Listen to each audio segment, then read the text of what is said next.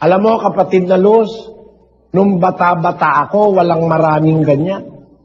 Ngayon, halos 40% ng tao sa mundo, wala ng Diyos.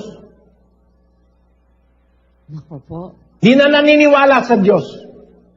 Sa Rusya, sa Japan, 80% di naniniwala sa Diyos sa mga Hapon. Na hindi na naniniwalang babalik si Kristo. Natutupad yan sa ating mga mata, mga kapatid.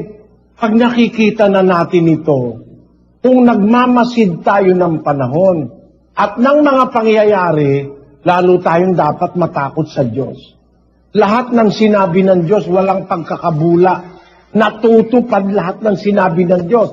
Darating ang mga manunuya, ang mga atheist, gagawa ang tao ng lalo't lalong kasamaan, wala nang pagpipigil sa sarili, puro nakawalang hiyaan ang gusto, puro na pera, kain ng kain, inom ng inom, etc.